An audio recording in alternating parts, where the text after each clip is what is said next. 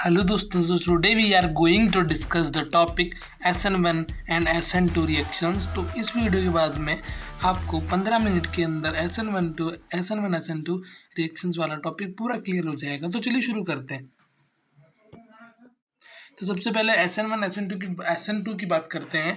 इस SN2 की बात करते हैं तो SN2 रिएक्शन के अंदर क्या होता है।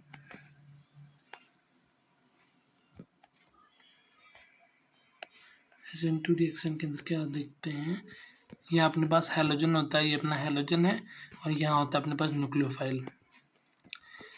तो अपने पास ये कार्बन कहता है यार मुझे एक्स बिल्कुल नहीं चाहिए, मुझे पसंद नहीं है एक्स हैलोजन, मुझे नहीं चाहिए। तो वह न्यूक्लियोफाइल को कहता है। तो न्यूक्लियोफाइल क्या करता है, यहाँ पे होता है इसका सिग्मा स्टार,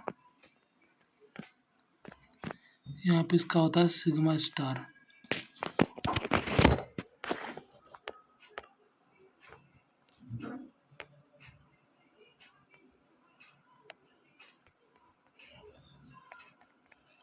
तो न्यूक्लियोफाइल क्या करता है, यहाँ पे इसको इलेक्ट्रॉन देता है इधर, और ये इधर से इसको किक आउट कर देता है, कार्बन अपने हैलोजन को किक आउट कर देता है। तो सिंपली रिएक्शन में अपना एक्स निकल जाता है और रिएक्शन अपनी बन जाती है ऐसे, और यहाँ पे लग जाता है अपने पास न्यूक्लियोफाइल। अब इसके अंदर, और अब आप पूछोगे कि इसके अंदर ये हुआ, अब ये सिंपली बन जाता है जिस तरह अपने पास में कितने। अब आप मुझे ये बताओ कि कितने लोगों ने पार्टिसिपेट करा पूरी रिएक्शन के अंदर। तो आप कहोगे दो लोगों ने पार्टिसिपेट करा, तो इसको कहते हैं बायोमोलिकुलर रिएक्शन।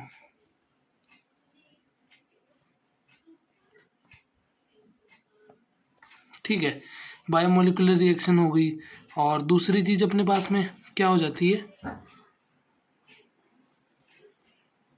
और दूसरी चीज अपन देखते हैं कि जो ये वाला H था अपने पास में, जो ये वाला H था, वो H यहाँ पे जो वेज में था ये डैश में आ गया। यहाँ पे जो अपने पास में वेज में था ये यहाँ पे आके डैश में आ गया है। तो ये क्या क्या हुआ, जब न्यूक्लियोफाइल आता है तो जब इसके सिग्मा स्टार के अंदर जब इलेक्ट्रॉन्स जाते हैं तो ये उसी छाते की तरह ऊपर की तरफ हो जाता है। जब तूफान आता है तो हम छाते को जिस तरह पकड़े हुए रहते हैं, और तूफान के अंदर जो उसकी जो होती है वो ऊपर की तरफ हो जाती है। जिस तरह आप इस फोटो के अंदर देख सकते हैं, जब भी हवा चलती है तो ये छाता देखो ऐसे ऊपर हो जाता है। तो उसी तरह ही SN2 रिएक्शन के अंदर भी जो बॉन्ड्स होती है, इसकी कार्बन के अटैच्ड जो बॉन्ड्स होती है, वो भी उसी तरह जो वेज में होती है वो डैश में हो जाती है, और जो डैश में होती है वो वेज में हो जाती है। मीन्स जो पीछे होती है वो आगे हो जाती है, मतलब उसी तरीके का कॉन्सेप्ट लगता होता है इधर। और दूसरी चीज़ अपन इसके अंदर देखते हैं, तो इसका मैकेनिज्म देखते हैं जब अपन, तो जब इसकी ट्रांजिशन स्टेट बनती है, इसकी ट्रांजिशन स्टेट की बात करते हैं, तो ये हाइड्रोजन ये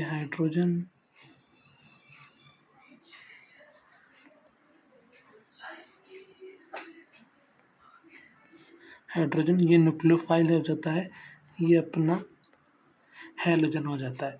तो अपने पास क्या करते हैं,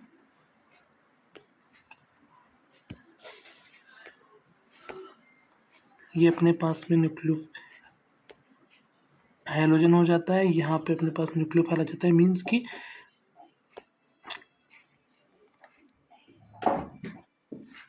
जो अपने पास में हैलोजन होता है वो तो अपना निकलने वाला होता है, और न्यूक्लियोफाइल जो होता है वो जुड़ने वाला होता है। समझ में आ रहा है आपको। तो यहाँ पे क्या बन रहा है, हाइड्रोजन, ये तो पूरा ना तो पूरा एक्स हैलोजन अटैच्ड है ना न्यूक्लियोफाइल अटैच्ड है, तो sp2 ट्रांजिशन स्टेट बनती है, ध्यान रखिएगा sp2 transition state, sp2 transition state बनती है SN2 के अंदर। और आप देख सकते हैं इसके भी इस बॉन्ड के भी 2 इलेक्ट्रॉन, इस बॉन्ड के भी 2 इलेक्ट्रॉन, इस बॉन्ड के 2 इलेक्ट्रॉन, इस बॉन्ड के 2 इलेक्ट्रॉन। तो कितने इलेक्ट्रॉन हो रहे हैं, 10 इलेक्ट्रॉन हो रहे हैं। तो 10 इलेक्ट्रॉन है, तो आप कहोगे यार 10 इलेक्ट्रॉन तो अनस्टेबल ट्रांजिशन स्टेट हो जाएगी ना, ये अनस्टेबल ट्रांजिशन स्टेट। अब इस ट्रांजिशन स्टेट को स्टेबल करने के लिए क्या करेंगे, तो आप कहोगे यार ऑक्टेट पूरा करना है, तो स्टेबल होने के लिए तो ऑक्टेट पूरा होना चाहिए। तो फिर ऑक्टेट पूरा होने के लिए अपन क्या करना पड़ेगा, 2 इलेक्ट्रॉन निकाल लो। तो ये जो ट्रांजिशन स्टेट रहती है, जब इनमें से 2 इलेक्ट्रॉन निकालते हैं, मतलब इलेक्ट्रॉन विथड्रॉ करने पड़ते हैं तब जाके स्टेबल होती है। तो अपने आप में क्या होगा, इलेक्ट्रॉन विथड्रॉइंग ग्रुप्स होते हैं, वो इसको विल स्टेबलाइज ट्रांजिशन स्टेट।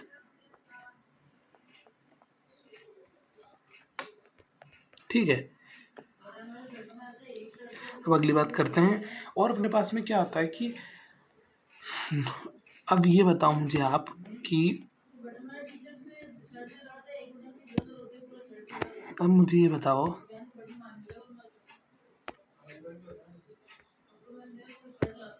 बहुत ज़्यादा तेज हवा चलेगी तभी तो ये इन्वर्ट होगी। इन्वर्जन कब होगा, इन्वर्जन अपने पास में कब होगा, इन्वर्जन तब होगा ना जब अपने पास में तेज हवा चलेगी। और जब तेज हवा चलेगी तभी तो इन्वर्जन होगा। तो न्यूक्लियोफाइल की जो कंसंट्रेशन होनी चाहिए ना, वो बहुत ज़्यादा हाई होनी चाहिए।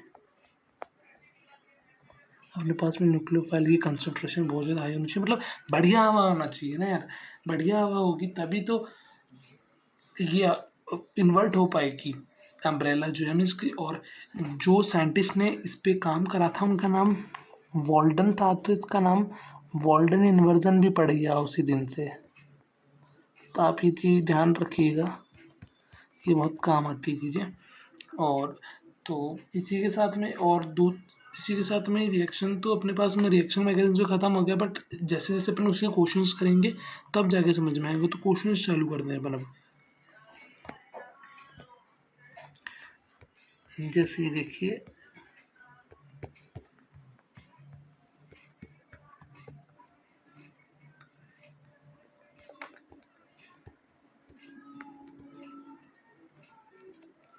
अब मुझे ये बताइए कि सबसे ज़्यादा SN2 की रेट फास्ट किस में होगी।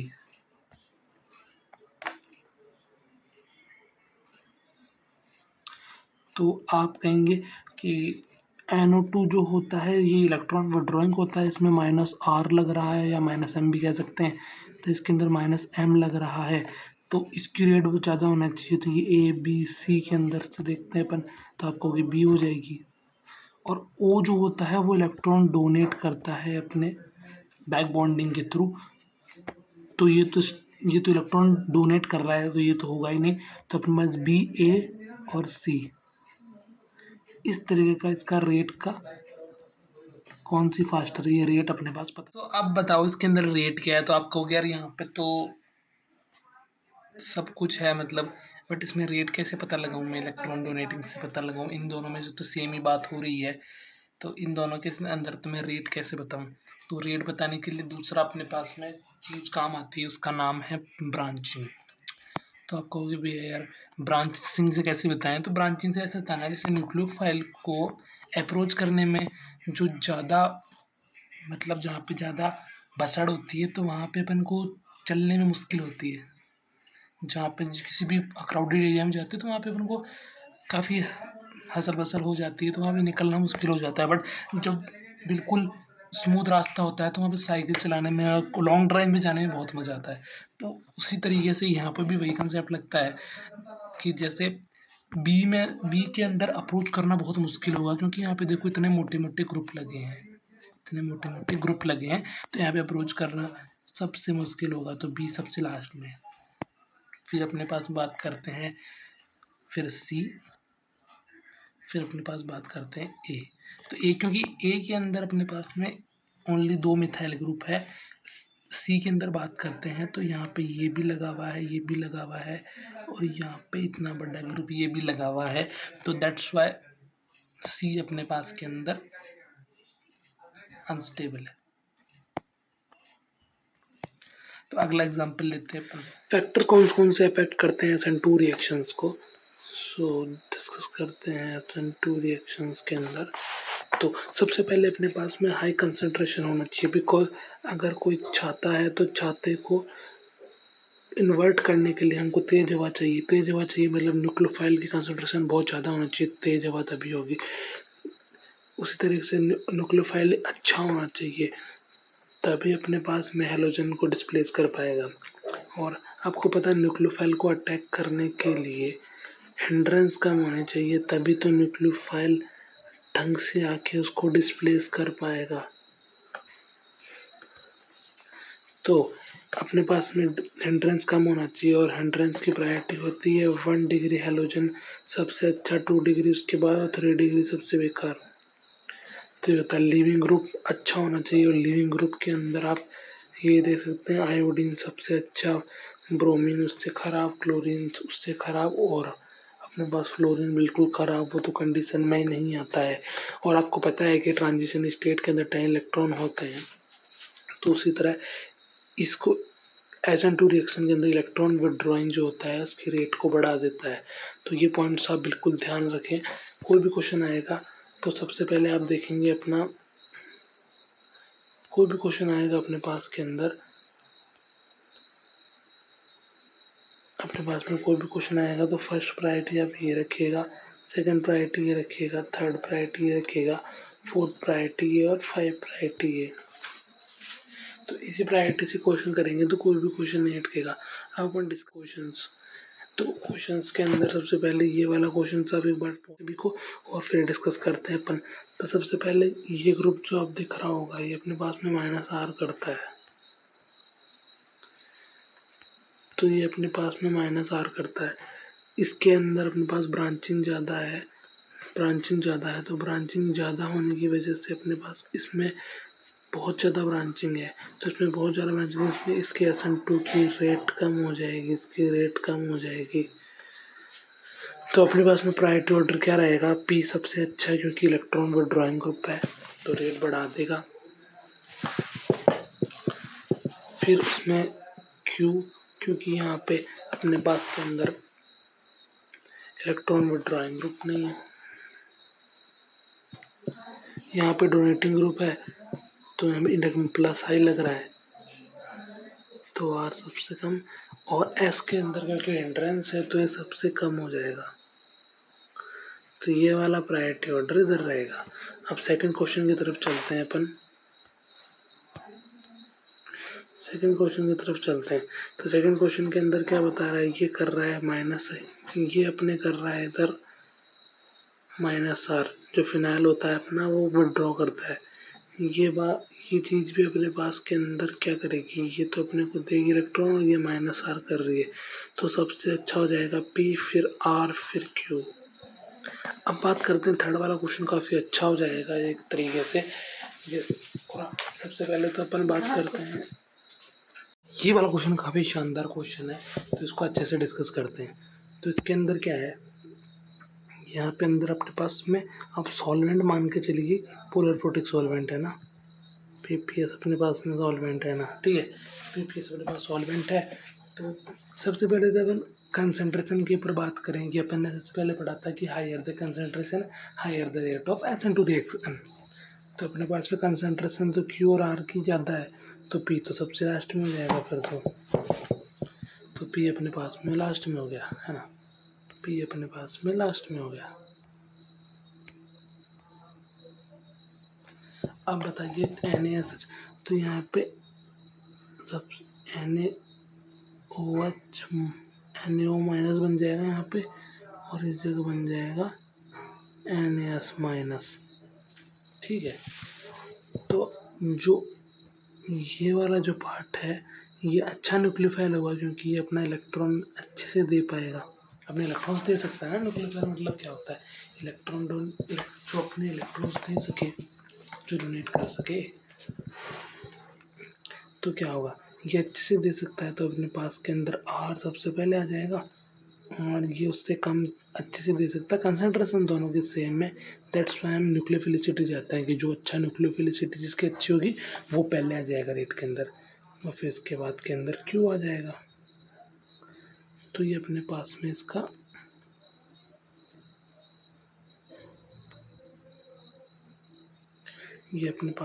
आ जाता है ऑर्डर पूरा अच्छे से। तो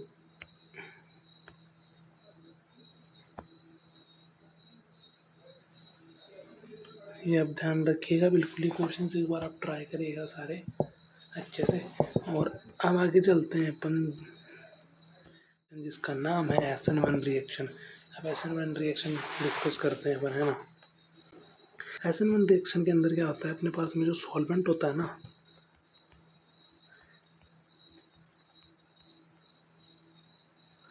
जो अपने पास में सॉल्वेंट होता है ना,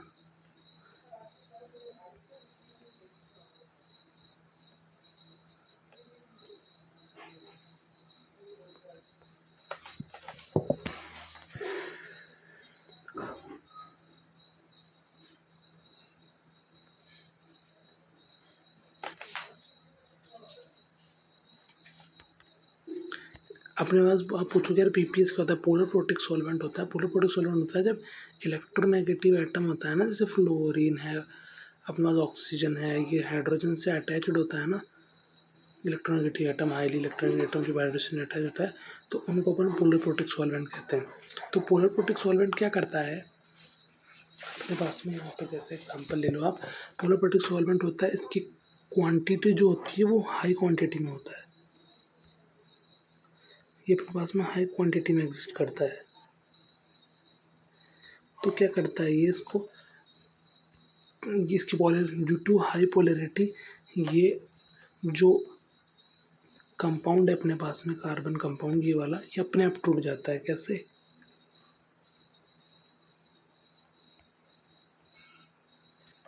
यहाँ से अपने आप टूट जाता है, ये इधर बढ़ जाता है, ये इधर रह जाता है। तो मैं बताता हूँ आपको, ये यहाँ पे कार्बोकैटायन फॉर्मेशन हो जाती है, क्योंकि हाई पोलरिटी होती है तो ये अपने आप टूट जाती है बॉन्ड। और इस बॉन्ड के अंदर कितने जनों ने इन्वॉल्वमेंट करा यार? कोई तो आया ही नहीं, ना कोई गया, केवल अपने पास में तो हेलोजन निकला है, वो हेलोजन निकला है तो अपने पास में यूनिमोलिकुलर है। तो इसको आप ये भी ध्यान रखिए कि ये यूनिमोलिकुलर रिएक्शन इसलिए कहते हैं इसको, क्योंकि यहाँ पे किसी की इन्वॉल्वमेंट नहीं होती। मतलब एग्जांपल लीजिए कि H2 है, प्योर प्रोटिक सॉल्वेंट, ऐसा गुंडा है कि इसके डर से ही इसने बॉन्ड तोड़ दी अपनी। इसने कहा कि फटाफट एक्स को निकाल दे, तो इसने कहा यार ये डर गया अपने पास, तो इसने एक्स को निकाल दिया। तो इसका खौफ इतना ज़्यादा है कि इसने इसके डर से ही निकाल दिया, इसको इन्वॉल्वमेंट ही नहीं करनी पड़ी। तो जो पोलर प्रोटिक सॉल्वेंट है ये एक गुंडा है जिसको इन्वॉल्वमेंट नहीं करनी पड़ती, इसके डर से ही सारा काम हो जाए। तो क्या होता है यहाँ पे एक्स माइनस ऐसे निकल जाता है, ठीक है।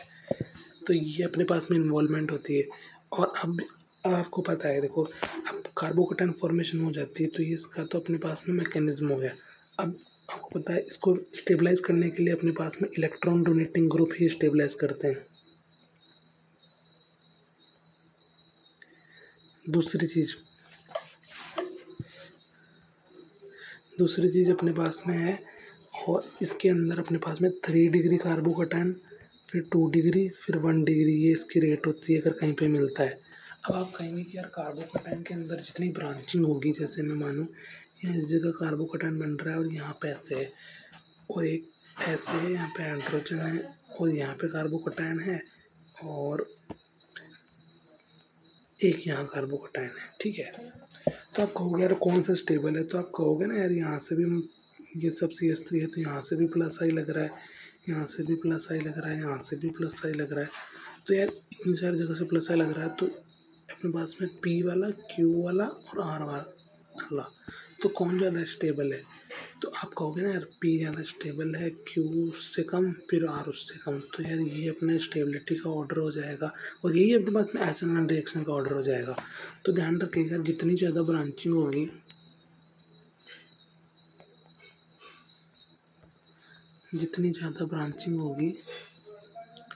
उतना अच्छा SN1 का ऑर्डर होगा। तो यही रीज़न है, ये ध्यान रखिएगा। और पोलैरिटी इतनी ज़्यादा हो जाती है ना, तो इस रिएक्शन को आपने पढ़ा होगा अपने केमिकल काइनेटिक्स के अंदर कि सूडो फर्स्ट ऑर्डर काइनेटिक्स भी कहते हैं। तो ये पॉइंट याद रखिएगा, आपके बोर्ड्स में पूछा जाएगा, सूडो फर्स्ट ऑर्डर रिएक्शन।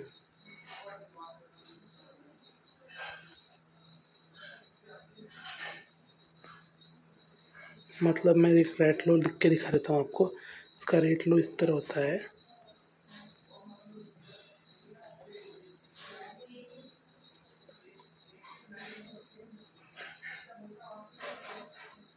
इसकी कॉन्सेंट्रेशन इतनी हाई होती है ना यार, इसको नेगलेक्ट कर देते हैं।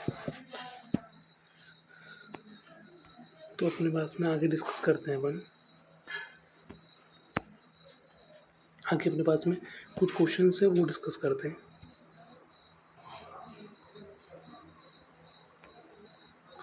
तो यार SN1 के रिएक्शंस वगैरह में SN1 के अंदर आपको यही चीज़ें देखनी है मेनली कि यार सबसे पहले तो आपको देखना है इलेक्ट्रॉन डोनेटिंग ग्रुप होना चाहिए, फिर आपको देखना है ब्रांचिंग, फिर आपको देखना है न्यूक्लियोफाइल अच्छा होना चाहिए। न्यूक्लियोफाइल जो होना चाहिए वो काफ़ी अच्छा होना चाहिए, और अपने पास में पोलर प्रोटिक सॉल्वेंट की इन्वॉल्वमेंट होती है इसके अंदर। दूसरा आपको देखना है हिंड्रेंस ज़्यादा होगा तो रेट ज़्यादा होगी, हिंड्रेंस अगर ज़्यादा होगा तो रेट ज़्यादा होगी। SN1 SN2 रिएक्शन में बस इतना ही है कि जैसे SN1 के अंदर अपने पास के अंदर बिल्ली आई, पर बिल्ली को कुछ करना नहीं पड़ा, बिल्ली खुद ही उठ के चली गई, तो मतलब बॉन्ड अपने आप ही टूट जाती है और दूसरी बिल्ली आके इधर आके बैठ गई। तो इतना ही SN1 ऐसे आप याद रख सकते हैं। और SN2 के अंदर क्या होता है, बिल्ली आई, इसने इसको लात मार के बाहर निकाल दिया और ये बिल्ली अपनी जगह बना के बैठ गई और ये बिल्ली मुँह देखता रह गई और बाहर चली गई। तो बस SN1 SN2 के रिएक्शंस के कुछ क्वेश्चंस करो और PYQs कर सकते हो। और बाकी डिफरेंस वगैरह की बात है तो डिफरेंस वगैरह मैं बताता हूँ। डिफरेंस वगैरह आपको मैं नीचे लगा देता हूँ, जो आपके बोर्ड्स वगैरह के क्वेश्चन लिखने में काम आएगा। जैसा कि हम डिस्कस कर चुके हैं कि SN1 जो होता है वो फर्स्ट ऑर्डर रिएक्शन होता है, SN2 सेकेंड ऑर्डर रिएक्शन होता है। फर्स्ट ऑर्डर इसलिए होता है इसमें ये कि जना पार्टिसिपेट कर रहा है सेकेंड ऑर्डर, क्योंकि SN1 के अंदर 2 स्टेप प्रोसेस होता है, क्योंकि अपने पास में बॉन्ड टूटती है फिर जाता है, बॉन्ड टूटती है वो X- में होता है, यहाँ पे अपने पास में न्यूक्लियोफाइल और इसके साथ जुड़ जाता है, और अपने पास में यहाँ पे कार्बोकेटन का फॉर्मेशन होता है SN1 के अंदर, और यहाँ पे ट्रांजिशन स्टेट का फॉर्मेशन होता है। यहाँ पे 3 डिग्री होता है, यहाँ पे 1 डिग्री होता है SN2 के अंदर। यहाँ के अंदर ऑर्डर 1 होता है, यहाँ पे ऑर्डर 2 होते हैं, इनके PPS होता है, तो वो सूडो फर्स्ट ऑर्डर की तरह एक्ट करता है। तो ये आप एग्जाम में लिख के आएंगे पूरा SN1 SN2 के डिफरेंस के अंदर, तो आपको पूरे नंबर मिलेंगे। तो इसी के साथ वीडियो को एंड करते हैं, और अगर कोई भी डाउट हो तो कमेंट में पूछिए, कोई भी दिक्कत हो, कोई भी क्वेश्चन हो, और कोई भी अगर कमी लगती है या अच्छा लगता है वीडियो तो ज़रूर कमेंट में बताएं और लाइक भी करें।